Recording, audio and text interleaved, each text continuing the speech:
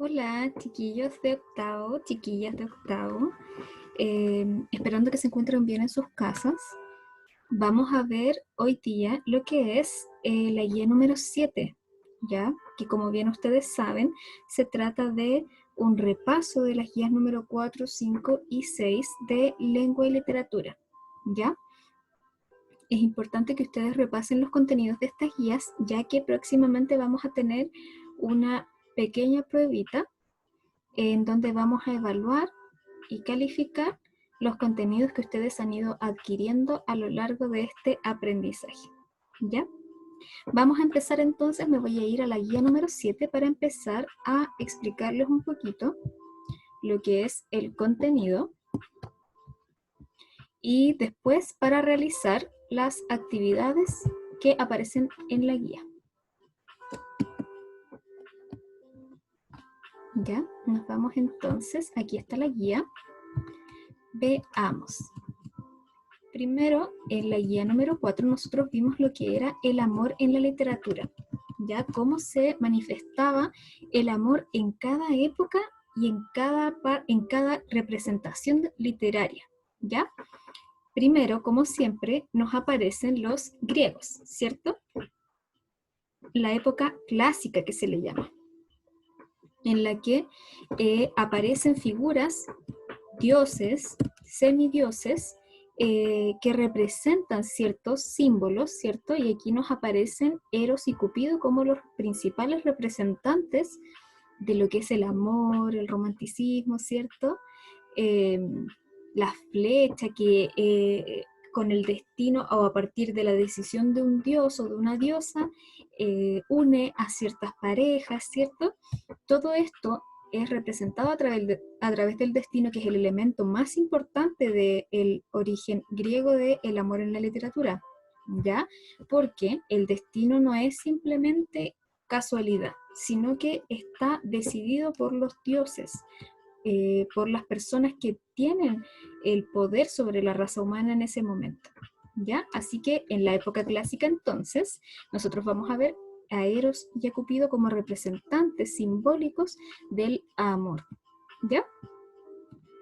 Pasamos al amor medieval, en donde nos aparece, empieza a desconfigurarse todo lo que es el amor como pareja y comienza a desarrollarse un sentimiento por la entrega y por el amor como una especie de poder irresistible, que es el origen del universo, que es lo que une el universo, y que todo eso está relacionado con Dios, ya una entrega espiritual que logre producirnos mucha felicidad o nos logre conducir a pecados mortales, desastres en nuestra vida. Puede destruirnos o puede eh, entregarnos felicidad.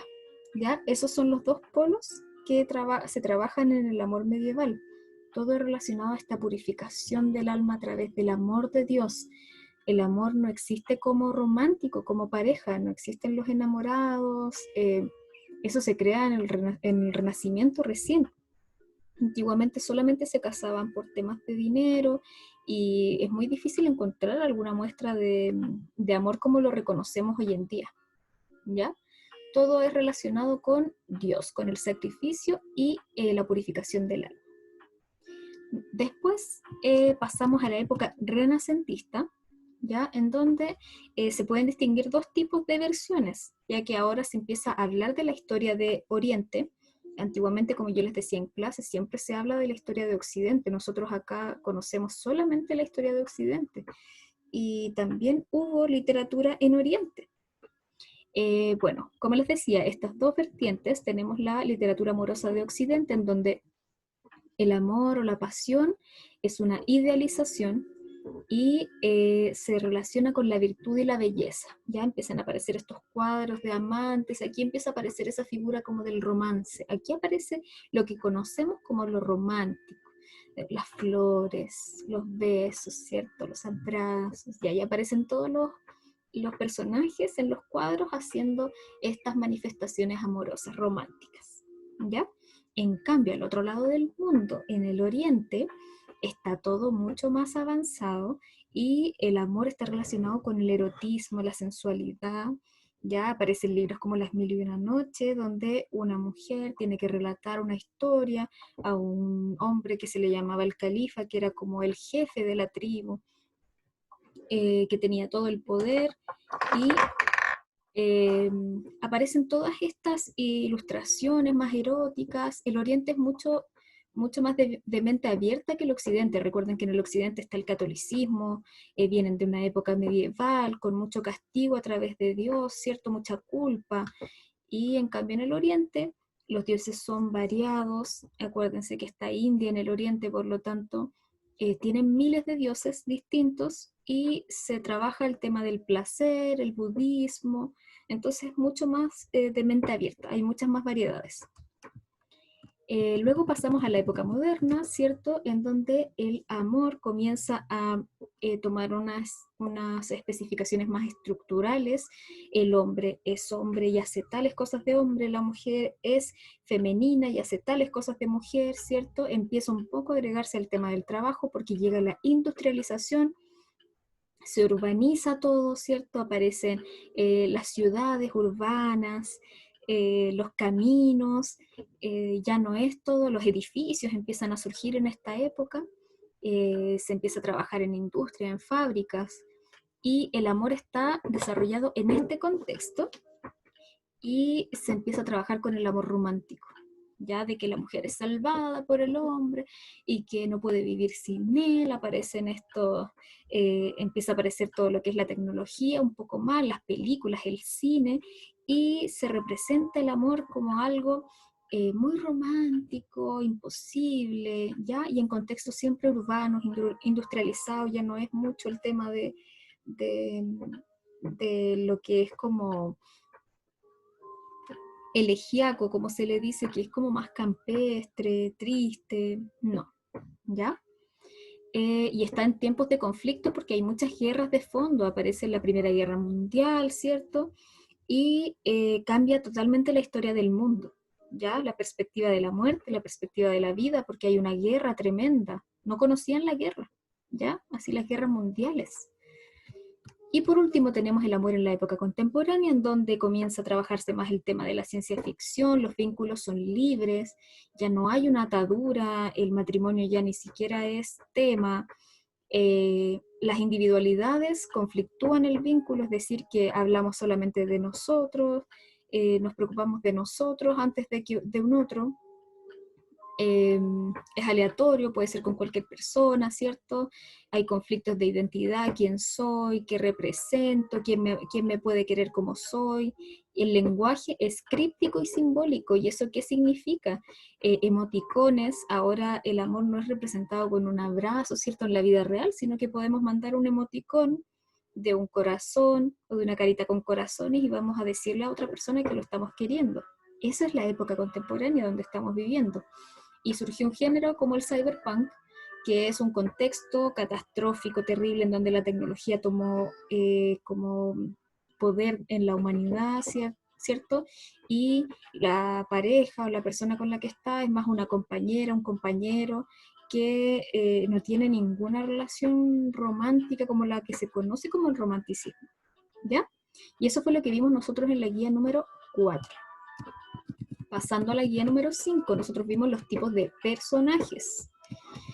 Acá tenemos 8 tipos de personajes, ¿ya? Primero nosotros los vimos por su jerarquía. ¿Cuál tiene más poder que el otro? ¿Cuál tiene más participación? Tenemos el personaje principal, que es el que realiza las acciones más importantes y la historia gira alrededor de él o de ella. Ya siempre, todo. Si los personajes están haciendo algo para beneficiar a este otro, que es el que sale hablando, el que realiza la acción, ese es el personaje principal. En cambio, el secundario le ayuda al personaje principal a resolver este conflicto, porque toda novela, todo texto tiene un conflicto central y el personaje secundario lo va a ayudar a resolver este conflicto, ¿ya? O a que no lo resuelva, si es que es un personaje secundario, pero es enemigo, ¿cierto? Tenemos entonces, por su evolución, es decir, cómo va evolucionando en la historia, tenemos estáticos y dinámicos. Los estáticos no evolucionan en la historia, se mantienen así, planitos, planitos, planitos, planitos, estáticos, como dice.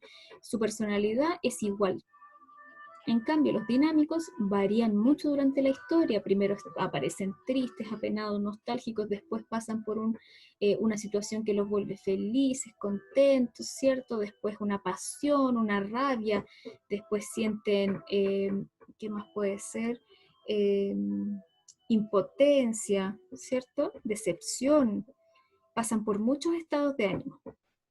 Esos serían los dinámicos. Después la profundidad, por su profundidad psicológica, tenemos a los planos y los redondos. Los planos no se profundiza nada su personalidad, es decir, simplemente se habla de ellos una cosa, tiene una sola característica y no varía nada más, ¿ya? No se cuenta nada más de ellos. En cambio, los redondos se cuentan muchas cosas del personaje. Ya nos dice muchas características, nos dice qué es lo que siente, qué es lo que sintió acá, cómo cambió su sentimiento aquí, cómo se sentía con sus padres, con sus amigos, ¿cierto? Cómo fue su infancia, mucha profundidad psicológica, se analiza mucho el personaje, como lo que vimos en Siddhartha, por ejemplo, ¿ya? Ahí hay mucha profundización psicológica. En cambio, en los planos, una línea nomás, no se dice nada más de ello, ¿ya?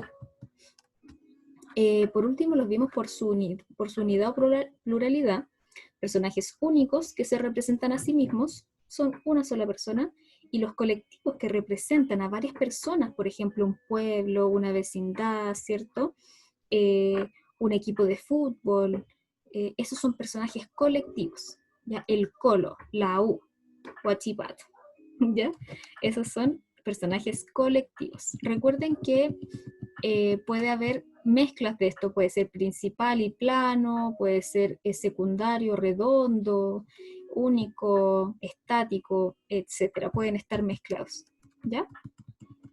Eso es la guía número 5. Pasando a la guía número 6, tenemos los propósitos comunicativos, y aquí vimos lo que era el propósito explícito y el propósito implícito. Ya cuando nosotros estamos viendo una información de medios de comunicación, ¿cierto? Tenemos dos tipos de comunicación que nos llegan. Primero nos llega lo explícito, que es lo que vemos inmediatamente, la información que nos llega en el momento en que estamos leyendo, que entendemos así inmediatamente, ¿ya?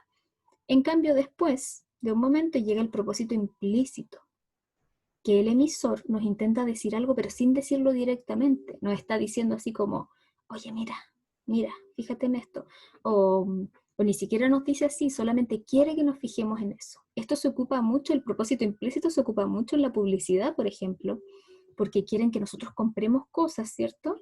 Que ni siquiera nosotros necesitamos, pero ellos quieren que nosotros veamos algún mensaje más allá. ¿Ya?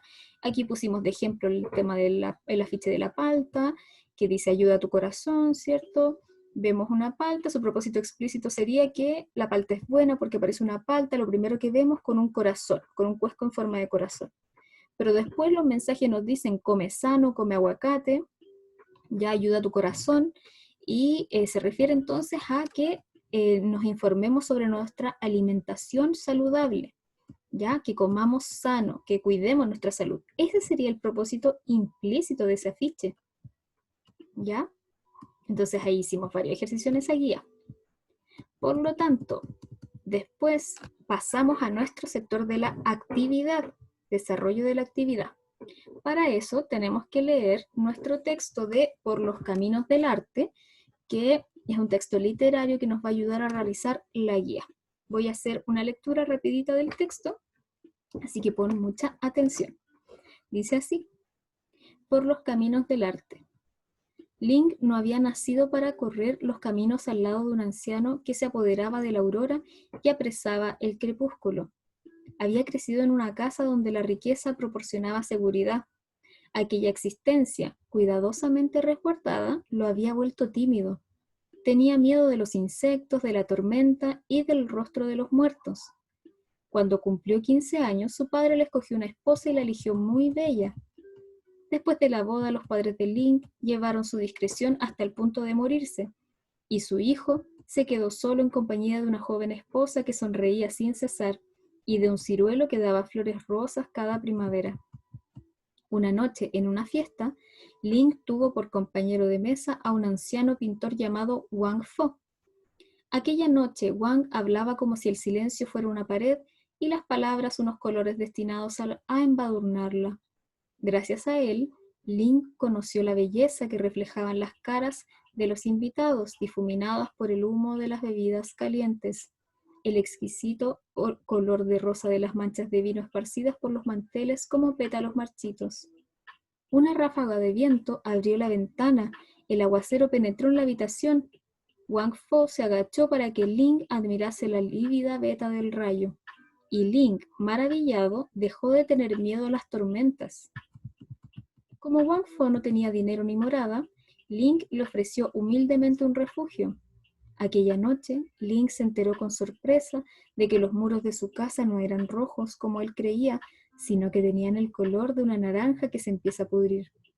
En el patio, Wang Fo advirtió la forma delicada de un arbusto, en el que nadie se había fijado hasta entonces, y lo comparó a una mujer joven que dejara secar sus cabellos. En el pasillo siguió con arrobo el andar vacilante de una hormiga a lo largo de las grietas de la pared, y el horror que Link sentía por aquellos bichitos se desvaneció. Entonces, comprendiendo que Wang Fo acababa de regalarle un alma y una percepción nuevas, Link acostó respetuosamente al anciano en la habitación donde habían muerto sus padres. Hacía años que Wang Fo soñaba con hacer el retrato de una princesa de antaño tocando el laúd bajo un sauce. Ninguna mujer le parecía lo bastante irreal para servirle de modelo, pero Link podía hacerlo, puesto que no era una mujer. Más tarde, Wang Fo habló de pintar a un joven príncipe tensando el arco al pie de un cedro. Ningún joven de la época actual era lo bastante irreal para servirle de modelo, pero Link mandó posar a su mujer bajo el ciruelo del jardín. Wang Fo pintó a la joven vestida de hada entre las nubes de poniente, y ella lloró, pues aquello era un presagio de muerte. Desde que Link prefería los retratos que le hacía Wang Fo a ella misma, su rostro se marchitaba como la flor que lucha con el viento o con las lluvias de verano. Link vendió sucesivamente sus esclavos, sus jades y los peces de su estanque para proporcionar al maestro tarros de tinta púrpura que venían de Occidente. Cuando la casa estuvo vacía, se marcharon y Link abandonó todo, cerrando tras él la puerta de su pasado. Wang Fo estaba cansado de una ciudad en donde las caras ya no podían enseñarle ningún secreto de belleza o fealdad, y ambos, maestro y discípulo, vagaron juntos por los caminos del reino de Han. Marguerite Yourcenar. ¿Cómo se salvó Wang Fo? Adaptación. Entonces, nos vamos a las actividades, luego de leído el texto. Dice: a partir de la lectura del texto anterior, escoge un tipo de amor literario para este texto y argumenta por qué podría ser ese tipo de amor. Recuerda responder con respuesta completa. Si quieres, puedes citar el texto. ¿Ya? Entonces, nosotros escogemos acá cuál es el tipo de amor que sería según los que conocimos. Acuérdense, clásico, medieval, renacentista, moderno, contemporáneo. Puede ser cualquiera de esos. Y abajo me justifican. Recuerden justificar bien porque aquí tenemos ¿cuántos? 5 líneas. No me van a poner una línea. ¿Ya? Por favor, argumenten bien. Ustedes pueden. Lo han hecho súper bien. Luego de eso nos vamos a la aplicación de la guía número 5 con el mismo texto. Entonces dice: escoge un tipo de personaje estudiado y compáralo con uno conocido en la lectura. Argumenta tu respuesta de forma completa. Entonces, ¿qué es lo que tenemos que hacer? Agarramos el tipo de personaje que aprendimos y lo escribimos ahí. Tipo de personaje, ya sabemos que tenemos principal, secundario, plano, redondo, estático, dinámico, único, colectivo. ¿Ya? Ponemos uno de esos aquí que nosotros creamos que está en el texto y ponemos acá qué personaje representaría ese tipo de personaje y argumentamos por qué sería ese tipo de personaje. Argumentenme bien. Pasamos entonces al ejercicio de la guía número 6 y aquí tenemos una columna, ¿ya? Una columna de opinión de la revista El Desconcierto, ¿ya? Lee la siguiente columna y responde la actividad. Voy a leer la columna rapidito para explicarte la actividad. Dice, video. Tú no estás siendo un padre, tú estás siendo una visita. La dura crítica de una psicóloga infantil a los papitos de domingo, por El Desconcierto, publicado el 20 de julio del 2018. A través de del fanpage Criar sin morir en el intento, una joven psicóloga infantil llamada Emilia Aguilera entrega consejos a padres y madres durante la crianza de sus hijos e hijas. Sus videos abordan temas como el manejo de pataletas, las consecuencias de los golpes de la niñez y la importancia de la corresponsabilidad parental. Justamente uno de sus videos, titulado Los papitos de día domingo, causó polémica. En él, la especialista cuestionaba la ausencia de la mayoría de los padres a la hora de asumir la responsabilidad de tener un niño, especialmente cuando estos cumplen el régimen asignado 4 días de cuidados al mes y creen que eso los transforma en un referente al respecto. Me cuesta mucho poner esto en palabras que no sean dolorosas o en palabras delicadas. Tengo que tener mucho cuidado con los términos que uso porque la gente se siente ofendida e identificada fácilmente. Pero básicamente, si tú ves a tu hijo 4 días al mes, lamento un montón decirte que tú no eres un padre, tú eres una visita, sostuvo Aguilera. La psicóloga recordó que el resto del tiempo tu hijo tiene dramas, tiene pataletas, se mea en la cama, se desvela, se enferma. Tu hijo se enferma, uno de los peores momentos que pasamos las madres o los cuidadores de los niños. Nos vomitan, nos cagan, nos mean y da lo mismo si al otro día tenemos que trabajar porque tenemos que pasar de largo igual. Emilia Aguilera recordó que las mujeres llegan con sus hijos al trabajo, atendiendo público o yendo a clases con ellos si es necesario.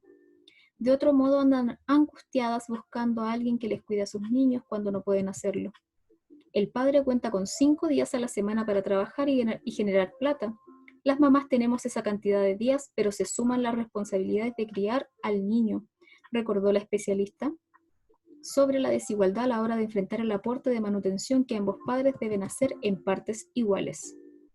En su video, que suma más de 169.000 reproducciones, la psicóloga recalca que subir la foto al Facebook con tu hijo es fácil, hacerte cargo activamente de la paternidad de tu hijo, eso parece que no es tan fácil, sobre todo en esta sociedad que castiga a la mujer si deja sus responsabilidades como madre, pero asume como normal que el hombre no se haga cargo de sus responsabilidades como padre. Pero mientras pague la pensión, está todo bien, cuestionó. Luego de esta columna, súper intensa, ¿cierto? Súper crítica, vamos a hacer nuestra actividad final, que dice, luego de tu lectura de la columna anterior, rellena el siguiente cuadro con tu aprendizaje sobre propósitos explícitos e implícitos de tu guía número 6. Tenemos entonces el propósito explícito e implícito. Aquí escribes tu propósito explícito según el texto, según la columna que acabamos de leer, y acá el implícito. ¿Qué será lo que nos trataba de decir la persona que escribió este artículo? ¿Ya? El explícito, lo que nos dice la psicóloga, ¿cierto? Y el implícito, ¿qué querrá decir la persona que escribió el artículo? Porque no lo escribió ella. Entonces, eso. Finalmente, para consolidar este aprendizaje y que tú practiques para tu prueba, te dejé acá un pequeño cuestionario en donde tienes que responder sobre la materia que hemos estado trabajando. Son 6 preguntas solamente, ¿ya? Recuerda responder tu autoevaluación porque eso aparece en la nota, ¿ya? Eso. Cualquier duda, puedes hablarme, mostrarme las respuestas para que revisemos juntos, ¿ya? Nos vemos en clase, espero. Así que un abracito, cuídense mucho. Adiós.